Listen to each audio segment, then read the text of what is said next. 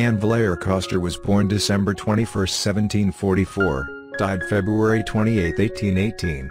He was a major 18th-century French painter best known for still lifes. She achieved fame and recognition very early in her career, being admitted to the Académie Royale de Peinture to sculpture in 1770, at the age of 26. Despite the low status that still life painting had at this time, Vallayer Coster's highly developed skills, especially in the depiction of flowers, soon generated a great deal of attention from collectors and other artists. Her precocious talent and the rave reviews earned her the attention of the court, where Marie Antoinette took a particular interest in Vallayer Coster's paintings. Vallayer Coster worked principally in the varieties of still life developed over the course of the 17th and 18th centuries. Conventional morality precluded women artists from drawing from the nude model, which was the necessary foundation for the higher genres. Still life, considered the least intellectual of the genres and the lowest in the academic hierarchy, was therefore deemed the appropriate subject for female artists. While accepting this limitation in order to gain admission to the Academy,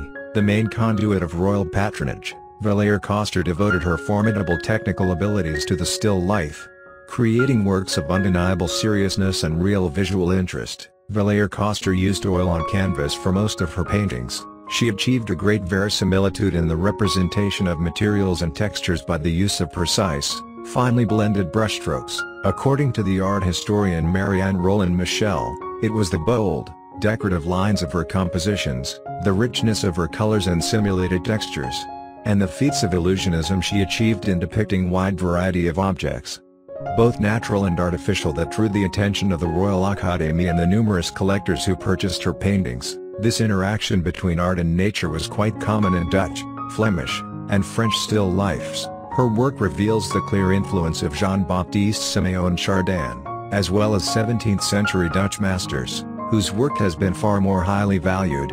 But what made Vallayer Coster's style stand out against the other still life painters was her unique way of coalescing representational illusionism with decorative compositional structures. Her objective was to give an aspect of grandeur to everything that she painted. In doing so, she created an additional sense of stability and plenitude.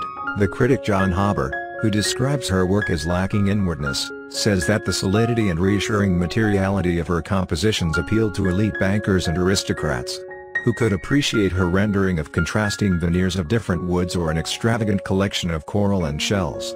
Things that took years to come into being and will last for decades to come.